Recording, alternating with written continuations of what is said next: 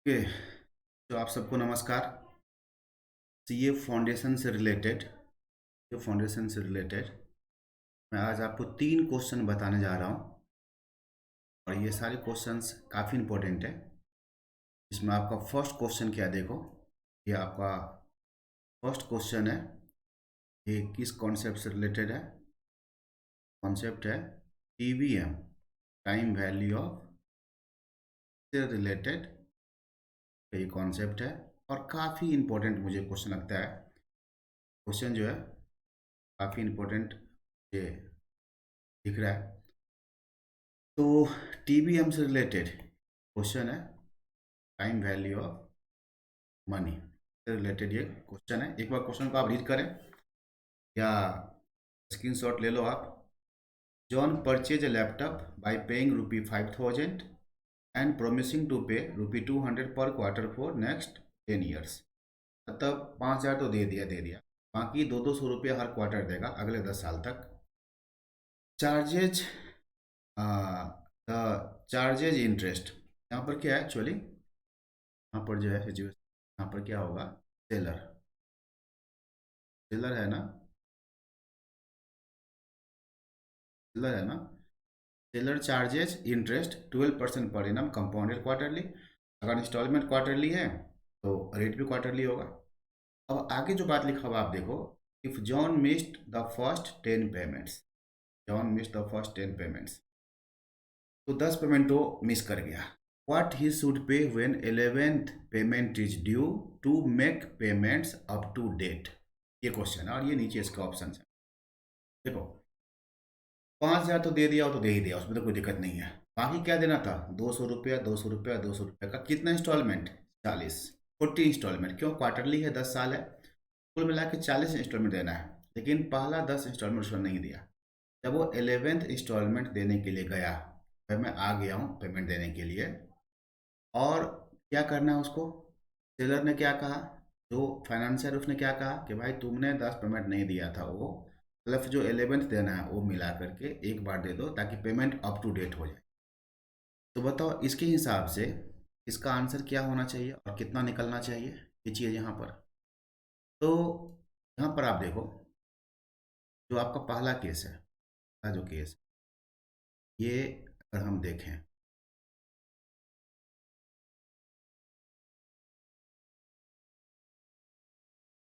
ये 11th first है, and है, थर्ड है, चलो उसको ऐसा करते हैं 10 ही मान लेते हैं।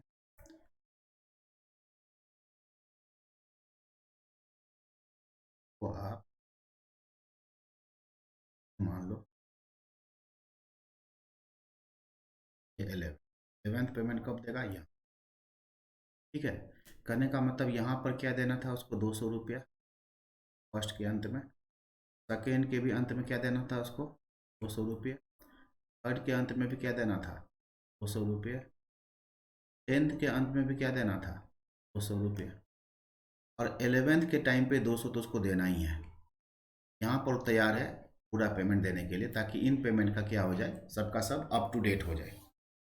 अब थिंक करो उसका मतलब क्या है, इसको मैं दो तरीका बताऊंगा आपको, दो मेथड है। एक तो ये हो गया कि भाई इन सब का 11th को मिला के, ध्यान देना 11th को मिला करके अब देना, रेट क्या यूज करोगे, हम करेंगे हम लोग यहाँ पर रेट क्या यूज करेंगे, 12% पर एनम है, क्वार्टरली है, तो 4 से डिवाइड कर दोगे तो रेट क्या यूज करेंगे हम लोग। सेलर क्या कहेगा, कितना पेमेंट करना चाहिए इसको यहाँ पर, तो 200 के ऊपर ब्याज देगा, इस 200 के ऊपर देगा, इसके ऊपर भी देगा, इसके ऊपर भी देगा, और जो 11th पेमेंट है 200, इसके ऊपर कोई ब्याज नहीं चाहिए। अब एन्युटी का कॉन्सेप्ट याद करो, ये क्या चीज़ है एक्चुअली, ये क्या चीज़ है, ये जो शुरू के जो 11th पेमेंट है, ये सारा मिला करके इफ 200 को मिला करके यहाँ पर जो पेमेंट बनेगा वो क्या बनेगा, एक्चुअली अमाउंट बनेगा। अमाउंट क्या होता है, जितने भी इंस्टॉलमेंट आप एक तरह से अगर दिया होता तो इन सब के ऊपर ब्याज मिला के यहाँ पर क्या बनता है, अमाउंट। तो एक तरीका क्या है कि आप इन सब का अमाउंट निकालो।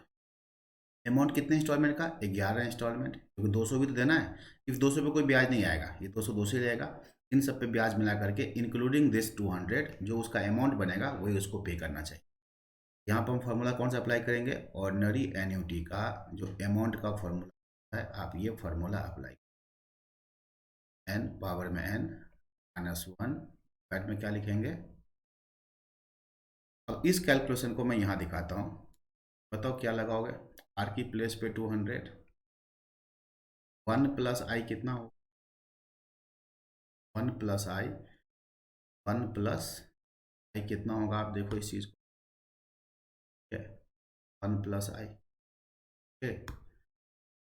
तो यहाँ पर 1 प्लस आई मतलब 1.3%, पावर में कितना, -1। सोल्व करो, हाँ सोल्व करो, कितना, तो 1.03, 1.03 और मल्टीप्लाई करेंगे 11 बार, तो 2 3 4 5 6 7 8 9 10 11, माइनस करो 1, डिवाइड में 0.03 इक्वल मल्टीप्लाई में 200। ये क्या मिला देखो, 2561.5। आप ऑप्शन भी देख सकते हो, ये क्या मिला एक्चुअली, ये मिला हमें 20 पॉइंट क्या मिला 5 मिला। तो इसके बाद आप ऑप्शन देखोगे, ऑप्शन में क्या लिखा हुआ है, आप ऑप्शन देखो, फर्स्ट क्वेश्चन का ऑप्शन क्या होगा बताओ, 2561.5 मतलब कौन सा ऑप्शन, क्या हो गया, अभी राउंड अप करके लिखा हुआ है 2560, कैलकुलेशन कैलकुलेशन इसको हमने राउंड ऑफ किया, तो हमें यहाँ पर क्या पे करना होगा, उसे यहाँ पर पे करना होगा 20, क्वेश्चन का जो फर्स्ट पार्ट है उसका 2562।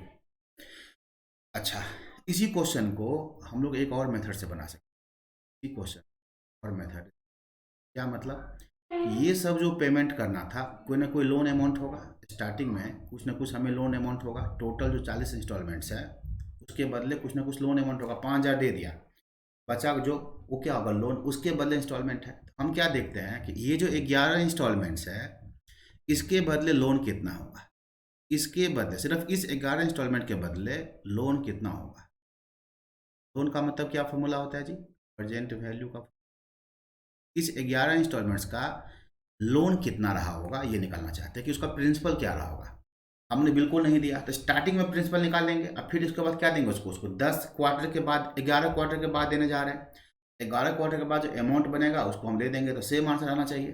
मैं क्या बोल रहा हूँ, आप प्रेजेंट वैल्यू के फॉर्मूला से इसका आप लोन अमाउंट निकालो। क्या फॉर्मूला होता है, R1 minus 1 plus rate, rate कितना लेंगे 3%, पावर में क्या लेंगे -11, 11 मिला करके लेना, डिवाइड में 0.03, इसको आप सोल्व करोगे, ये फिगर क्या आएगा आप निकालो, कितना आएगा ये, 1 को डिवाइड करेंगे 1.03 से, एक बार, दो बार, 3 4 5 7 8 9 10 11, GT मल्टीप्लाई कर दो 200 से, ये आ रहा है 1850 पॉइंट, क्या आ रहा है 1803.52, 53 कर लेते हैं 5, ये लोन अमाउंट है।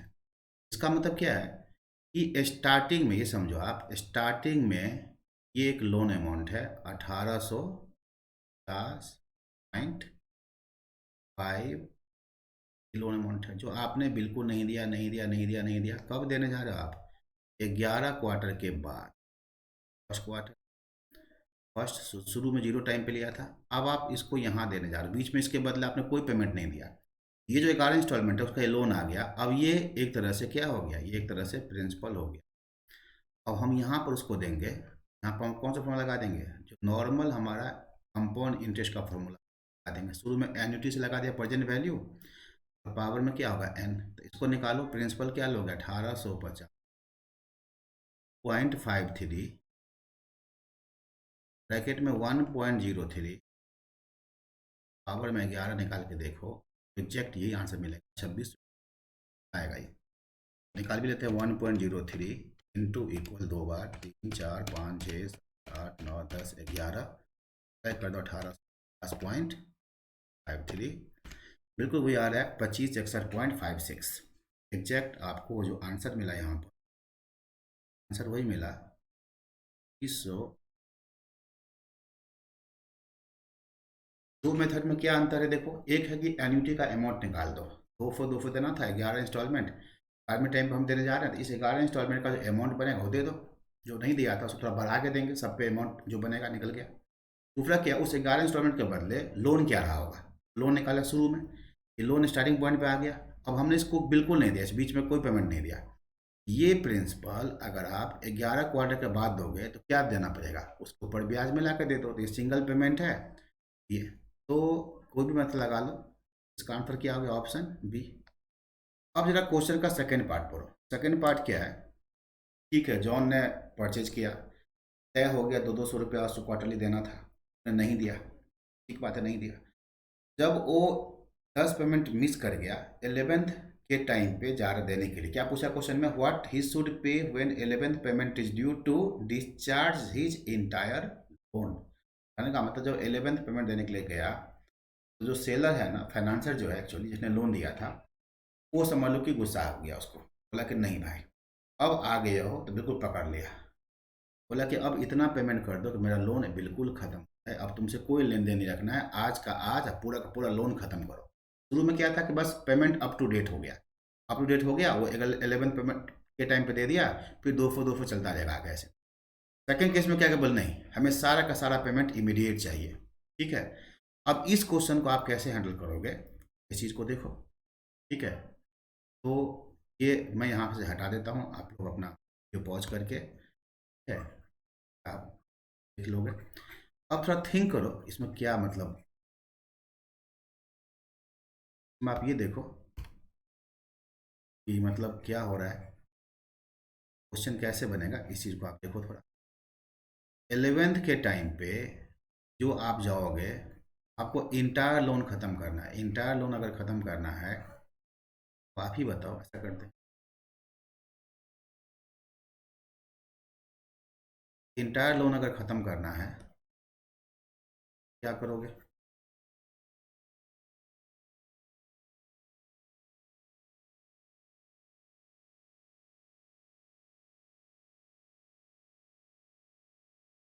क्या,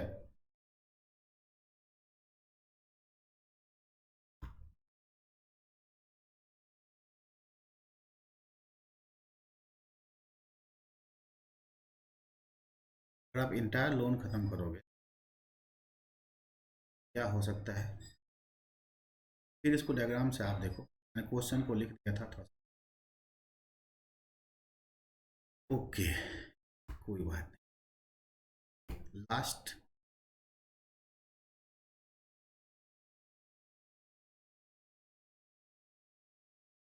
ठीक है।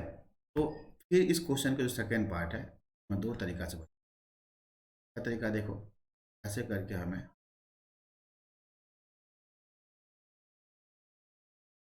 भी दिखा,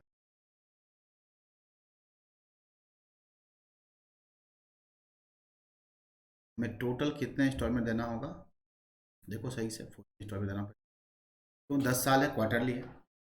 अब 11th के टाइम पे यहाँ पर ये बोल रहा है कि हमें पूरा लेन देन चाहिए, तो हम क्या कहेंगे, ये जो 11 इंस्टॉलमेंट्स होंगे, 12 इंस्टॉलमेंट जो होगा 200 इंस्टॉलमेंट होगा 11, इन सब का तो अमाउंट दे दो यहाँ पर जी, अमाउंट दे दो प्लस, अमाउंट मतलब कौन सा फॉर्मूला, एन्यूटी का फॉर्मूला, ये क्या है, एन्यूटी है, ये एन्यूटी है, 11 इंस्टॉलमेंट का अमाउंट जो देना था, जैसे पहले क्वेश्चन निकाला सेम टू सेम। बाकी क्या बचा, बाकी जो इन फ्यूचर हमें देना था 200 का इंस्टॉलमेंट देना था ना इन फ्यूचर, कितना बाकी इंस्टॉलमेंट कितना है, बाकी इंस्टॉलमेंट कितना होंगे, ये 11 इंस्टॉलमेंट्स है ना, बाकी कितने होंगे, 40 में से 11 माइनस कर दो, 29 इंस्टॉलमेंट, यहाँ पर N29, और यहाँ पर N कितना है, 11 इंस्टॉलमेंट। इस 11 का अमाउंट, लेकिन जो बाकी जो हमें देना है आज के बाद, 11वें टाइम पर हम गए, तो आज के बाद कितना देना है, 29 इंस्टॉलमेंट जो देना है, उसके बदले कह रहा है कि आज दे दो, तो फ्यूचर मनी को हम पीछे लाएंगे, मतलब क्या, प्रेजेंट वैल्यू, तो इसमें हम क्या निकालेंगे, प्रेजेंट वैल्यू, और यहाँ पर क्या निकालेंगे इसका, future value, present value and, मैं लिखना चाह रहा हूँ, ये मैं लिखना चाह रहा हूँ future value, value plus present value, इन सब का फ्यूचर वैल्यू, इन सब का प्रेजेंट वैल्यू। अब ये फ्यूचर वैल्यू तो हम लोग ऑलरेडी निकाल चुके हैं, ऑलरेडी निकाल चुके हैं कितना 26, फर्स्ट पार्ट का आंसर है 2562। ओके क्या लिख चुके हैं 2562। ओके तो ये हमने लिखा है 2560 प्लस।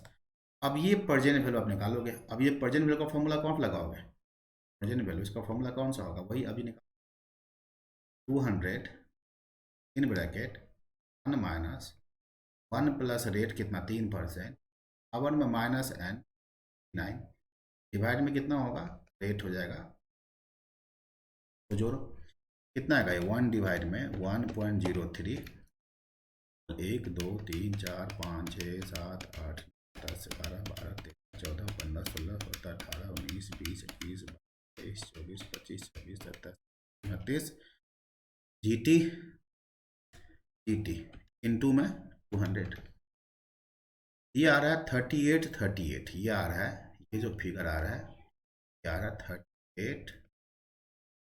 दोनों का आप ऐड करो, दोनों का आप ऐड करोगे कितना आएगा, ये बन गया मतलब 38 मैंने राउंड अप करके लिखा हुआ कि ऑप्शन भी राउंड अप करके लिखा है 25 और 62 6400, इसका आंसर होगा 6400। ये जो क्वेश्चन है इसका सेकेंड पार्ट है, आप देखो सेकेंड पार्ट का आंसर क्या होगा बच्चों, ऑप्शन क्या होगा इसका, ऑप्शन है। इस क्वेश्चन को भी आप दो मेथड से बना सकते हो। दूसरा मेथड क्या होगा, अब आप गेस कर सकते हो, आप गेस कर सकते हो अगर हमें 11th टाइम पे इंटायर लोन खत्म करना था हम क्या कहेंगे जी, ये सारे लोन कितने होंगे बता दो, टोटल लोन मतलब ये जो 40 इंस्टॉलमेंट जो हमें देना था उन सब का प्रिंसिपल निकालो, शुरू में लोन निकालो, प्रेजेंट वैल्यू निकालो, इससे टोटल लोन आएगा। वो हमें कब देना है, अब ये मैं बताता हूँ। ये जो 40 है, एक से लेके जो 40 इंस्टॉलमेंट है पूरे, इन पूरे इंस्टॉलमेंट्स का आप क्या करो, निकालो इसका प्रेजेंट वैल्यू, तब क्या आ जाएगा, ये टोटल लोन आ जाएगा। और ये लोन हम कब दे रहे हैं, ये लोन हम दे रहे हैं कब 11 इंस्टॉल पीरियड के बाद, पीरियड मतलब क्वार्टरली 11 पीरियड के बाद। तो यहाँ पर हम क्या करेंगे, उसका अमाउंट निकाल देंगे, कौन सा फॉर्मूला लगा देंगे, यही वाला जो प्रिंसिपल वाला। अब ये लोन कितना आएगा बताना, 200 इंस्टॉलमेंट है, ब्रैकेट में क्या आएगा 1 माइनस 1 प्लस रेट कितना 03, पावर कितना लोगे -40 पूरे लोन, डिवाइड में क्या लगा दो रेट, रेट लगा दो 3%, सोल्व करो। इससे क्या मिलेगा आपको, इंटायर लोन मिल जाएगा, इंटायर लोन। ठीक है 1 को डिवाइड कर देते हैं 1.03 से, एक बार दो बार तीन बार 5 बार इंटू इक्वल 10 20 40 1 माइनस में 0.03 इक्वल मल्टीप्लाई में 200, पूरा लोन आया 4623, पूरा लोन आया 4620, ये पूरा लोन आ गया। मतलब आपने 5000 दे दिया ना, बाकी जो बच गया ना, जो नहीं दिया उसके बदले आपको इंस्टॉलमेंट देना था, उन 40 इंस्टॉलमेंट का ये प्रेजेंट वैल्यू आ गया लोन। यही लोन था टोटल का टोटल, हमें पूरा लोन ही खत्म करना है जब, तो अब क्या करें, ये फिगर था उसका लोन, अब हमने इसको कुछ नहीं दिया बीच में, 11 इंस्टॉलमेंट जब ड्यू होगा तब जा रहे तो बोला है मुझे सारा पैसा चाहिए, हम क्या कहेंगे, देखो ये तुम्हारा लोन अमाउंट था शुरू में, आज मैं 11 इंस्टॉलमेंट के बाद देने आ रहा हूँ, एक पीरियड का रेट है 3%, 11 के बाद ये तुम्हारा अमाउंट बनेगा, यही तुम ले जाओ। बिल्कुल देखना निकाल के 6400 के आसपास ही आएगा। राउंड अप चल रहा है 1.03 इंटू इक्वल 2 3 4 5 6 7 8 9 10 11 मल्टीप्लाई में 4623 इक्वल 6399 आ रहा है, 6399। ठीक है यहाँ पर ओके, ठीक है यस 40 इंस्टॉलमेंट का 6399, ठीक है आ रहा है 6399 पॉइंट में कुछ आ रहा है, तो राउंड अप करके जो हमारा ऑप्शन उसके हिसाब से 400। तो ध्यान रखो ऐसे क्वेश्चन इन जनरल कि मटेरियल में नहीं दिया हुआ है, किसी और जो सोर्स है जनरली नहीं दिया होता है। ये एक्चुअली क्वेश्चन क्या है, बीकॉम ऑनर्स को करे अगर, तो उसके मैथमेटिक्स होते हैं, एक उस चैप्टर है मैथमेटिक्स ऑफ फाइनेंस, वहाँ पर ये क्वेश्चन लेवल होता था।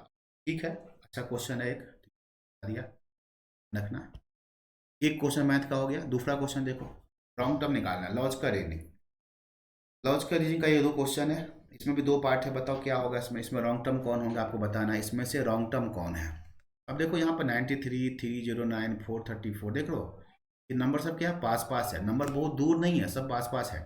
क्या मल्टीप्लाई का सीरीज होगा, नहीं, बहुत छोटा लग रहा है एकदम, काफ़ी सब पास पास है। तो ऐसे क्वेश्चन कैसे बनता है, डिफरेंस से बनता है, डिफरेंस, डिफरेंस से बनेगा ये क्वेश्चन। क्वेश्चन कहाँ से बनेंगे, डिफरेंस से। तो बताओ इसमें डिफरेंस क्या है, इसमें डिफरेंस क्या है, यहाँ पर डिफरेंस क्या होगा, कितना प्लस करके आ रहा है ये, कितना प्लस कर, 309 में से माइनस करो, 309 में से माइनस, कितना आया 216। ये देखो कितना आगे जा रहा है, 434 में से, 434 में से माइनस करो 309, 125, 25। कोई पैटर्न दिख रहा है, देखो ये डिफरेंस कितना है देखो। अच्छा आप वीडियो पॉज करके खुद पहले बना सकते हो। 434, अच्छा ये आया जी प्लस में 6, तो पैटर्न दिख रहा है, यही पैटर्न चलना चाहिए था। ये क्या है जी, 6 का क्यूब, ये क्या है 5 का, ये क्या है 4 का क्यूब। अब ये क्या होना चाहिए, ये होना चाहिए 3 का क्यूब। अब देखते हैं क्या आता है, 512 में से आप माइनस करो 498, 98, 512 में से क्या माइनस करना है, 98। नहीं मैं बताता हूँ, कुछ मिस्टेक है।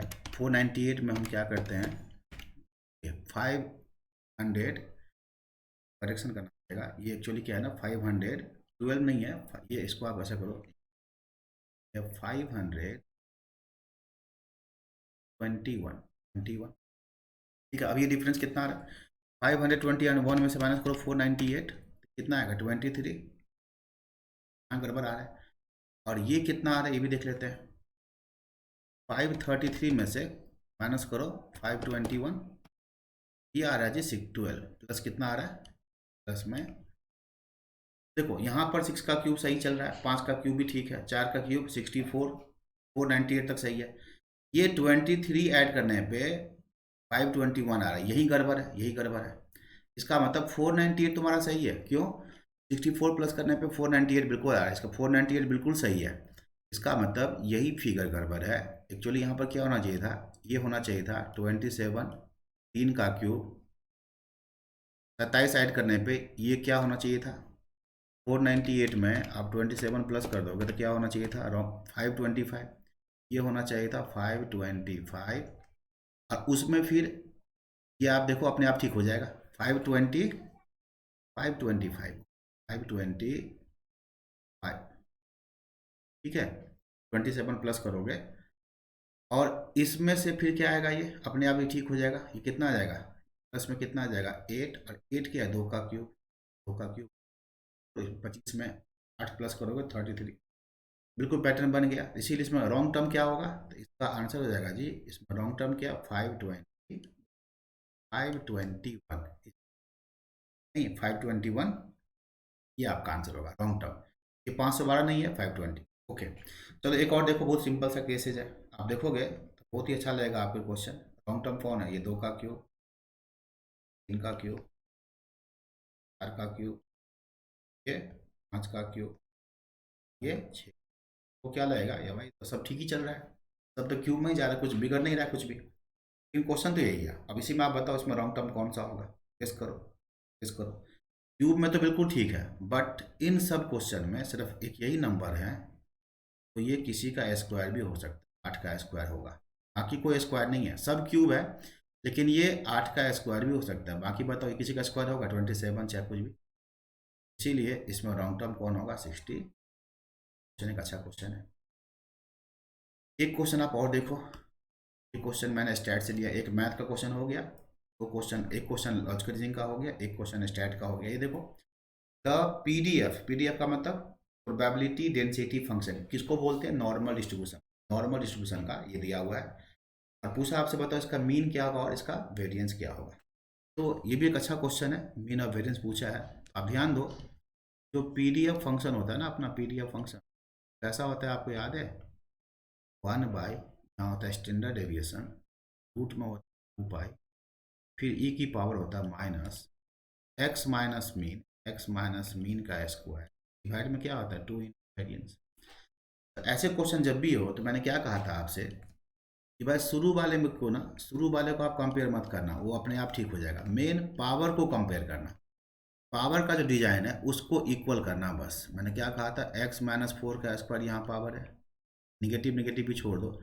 ये इसको हम कंपेयर करेंगे किससे, किससे कंपेयर करेंगे, एक्स माइनस मीन का स्क्वायर डिवाइड में 2 इंटू स्टैंडर्ड डेविएशन का स्क्वायर।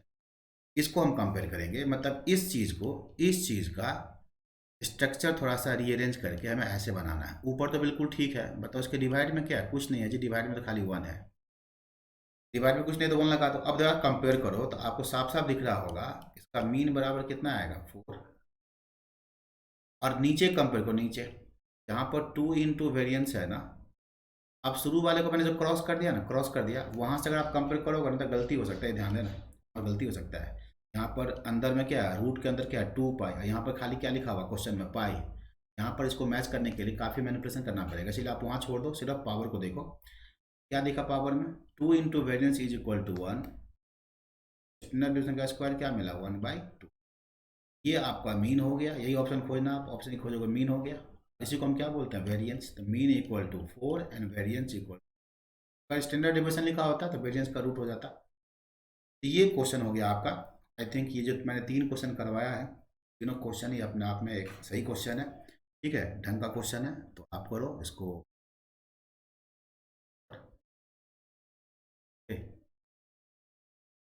करते हैं इसको।